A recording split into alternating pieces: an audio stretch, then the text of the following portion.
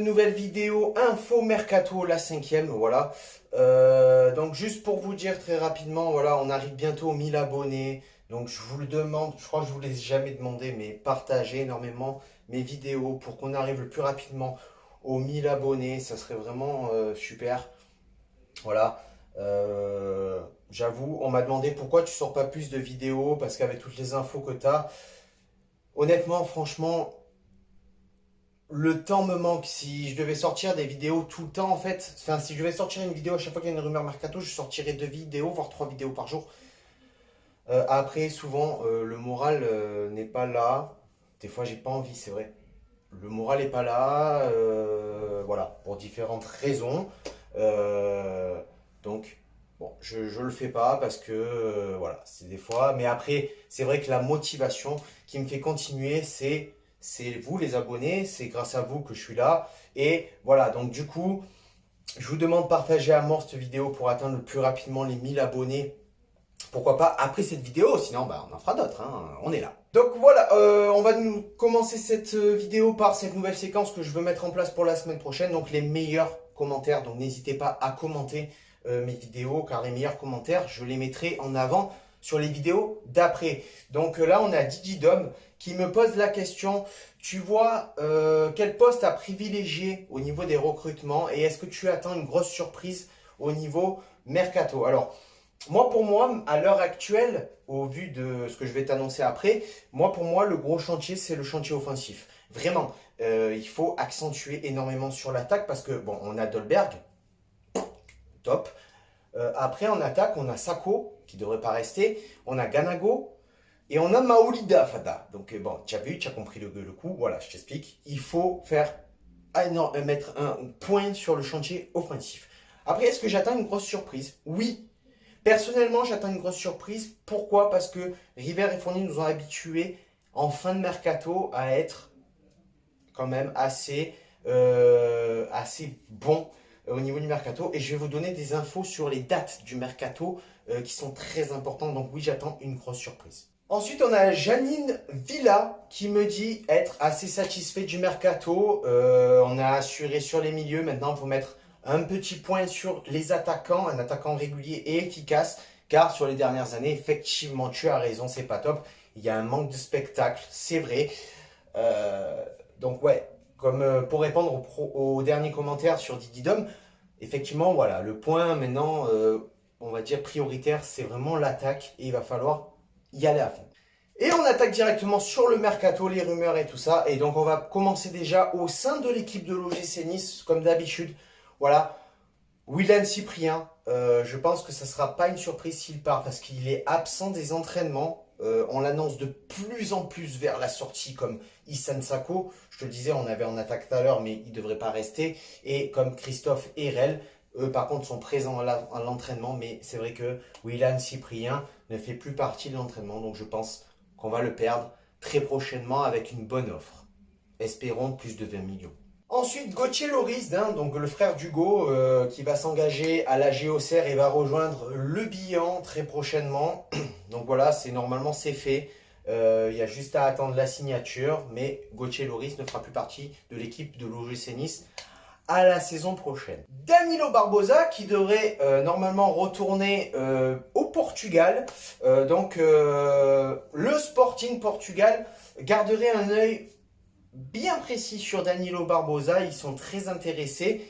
Il manque plus que l'offre, puisque le Sporting Portugal n'a pas donné d'offre encore à l'OGC Nice pour Danilo Barbosa. Je pense que c'est un joueur dont l'OGC Nice ne va pas faire jouer. C'est pas un joueur qu'on va retenir, donc Danilo Barbosa devrait quitter l'équipe aussi. Juste petit aparté pour vous dire que Mathieu Bonnemer est parti à la retraite.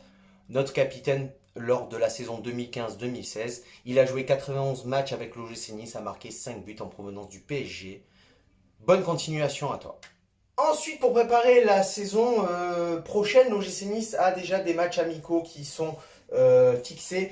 Le premier match, c'est le 4 juillet face à Lyon. Donc Lyon-Nice à 18h30 qui sera rediffusé sur Canal Plus Sport. Bien évidemment, un match qui sera joué à huis clos. Ensuite, le 10 juillet à 18h, on aura Nice à Saint-Etienne.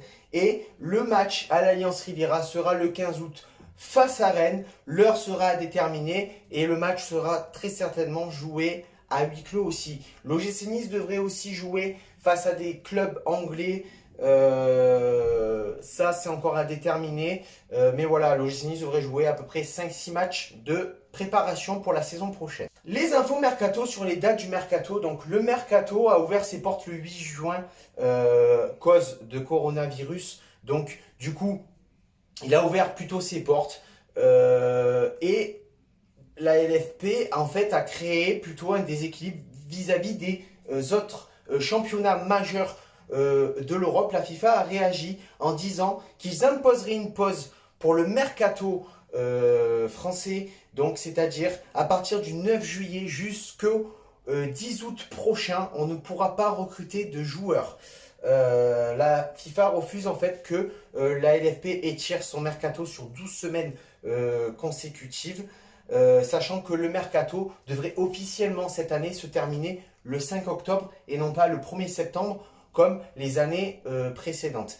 Il faut savoir que à part le PSG, l'Olympique Lyonnais et l'AS Saint-Etienne, ces trois clubs qui sont qualifiés respectivement en Coupe de France et en Coupe de la Ligue, pourront recruter par rapport aux finales qui se joueront le 24 juillet et je ne sais plus quand, pourront recruter après cette période-là, mais il va falloir que le club fasse signer les joueurs avant le 9 juillet.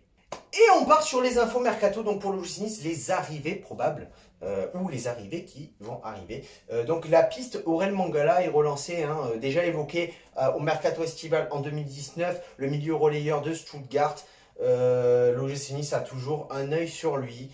Voilà, on ne sait pas si ça va se faire, mais en tout cas, encore un milieu de terrain qui peut arriver à l'OGC Nice. Ensuite, la piste qui est sûre, Gouiri qui va signer à l'OGC Nice. Il devrait passer sa visite médicale très prochainement. Le montant de l'opération, 6 millions d'euros.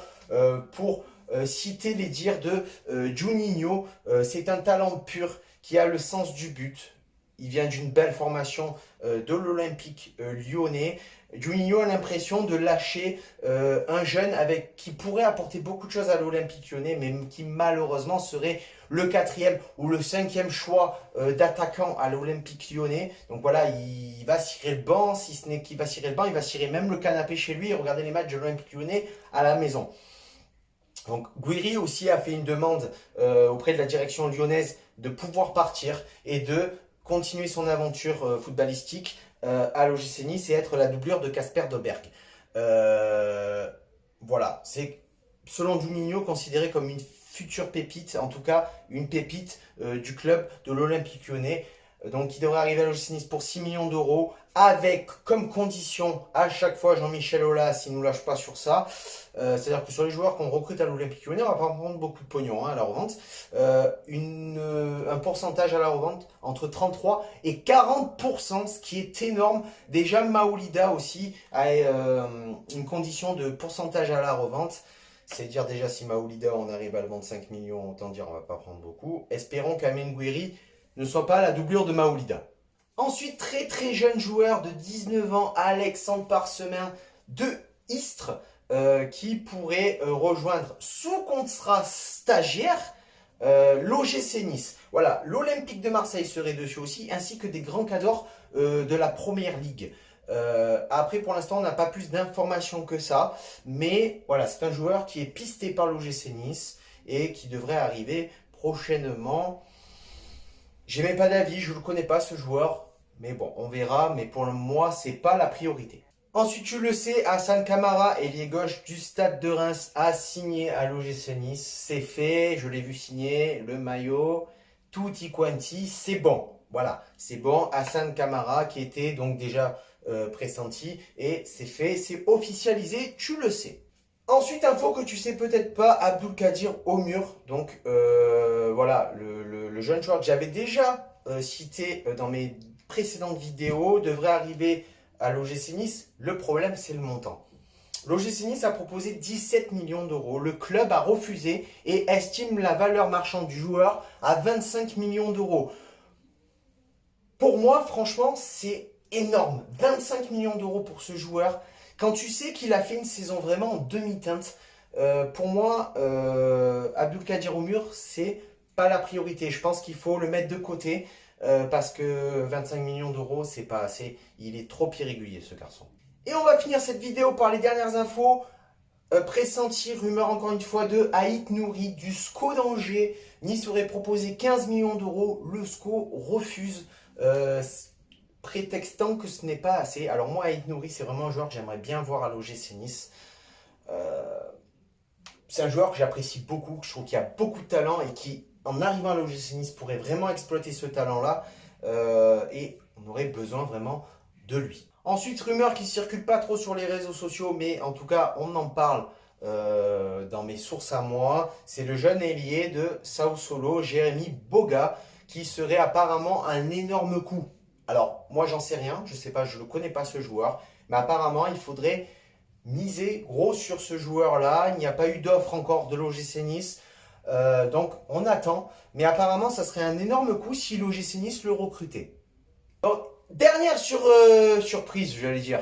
Enfin, dernière info mercato. Kondogbia, milieu de terrain. L'OGC Nice serait sur le coup. Mais par contre, à ce niveau-là, sur ce joueur-là, ça serait plutôt un prêt. Un prêt. Après, moi, Kondogbia, franchement, je ne suis pas contre qu'il vienne à l'OGC Nice. Pourquoi pas, pour le relancer un peu dans sa carrière. Il peut apporter beaucoup de choses, mais alors attention de ne pas boucher le milieu de terrain, parce que le milieu de terrain, c'est vraiment un gros chantier. On a déjà Morgan Schneiderlin qui est arrivé, on a Willian Cyprien qui devrait partir, Pierre Lesmeno qui devrait prolonger son contrat, Barbosa qui devrait retourner au Portugal. C'est vrai, on a beaucoup. Tamézé qui a normalement Atalanta de Bergame qui a levé l'option d'achat. C'est vrai qu'on perd beaucoup de joueurs, mais attention de ne pas trop se recentrer sur le milieu de terrain, parce que ça pourrait boucher une arrivée, une très grosse arrivée en attaque. Sachant que pour moi, là, vraiment, le chantier, c'est l'attaque. La défense, c'est bon. Milieu de terrain, on a Morgan Schneiderlin, encore peut-être un joueur ou deux, mais pas plus. Il ne faut pas boucher, les arrivées. Donc voilà, à savoir, pour cette fin de vidéo, l'OGC Nice a déjà donné 22 millions d'euros pour ce mercato, sur une enveloppe d'à peu près 80 millions d'euros, sachant que pour l'instant, on n'a pas eu encore de départ, on n'a pas eu de vente, mis à part des départs qu'on parle, comme Malang Sarr, Gauthier Loris qui devrait aller à la JOCR. Logiquement, voilà, on devrait avoir Willian Cyprien et encore d'autres joueurs qui devraient partir. Je te les ai annoncés dans mes vidéos précédentes et dans celle-là. Donc voilà, on a déjà déboursé 22 millions d'euros pour ce mercato. Et voilà, Mikissart, il faut savoir quand même que le club de l'OGC Nice, c'est quand même le club cette année qui est le plus actif au niveau mercato sur le championnat français. Sur ce, n'oublie pas de partager la vidéo.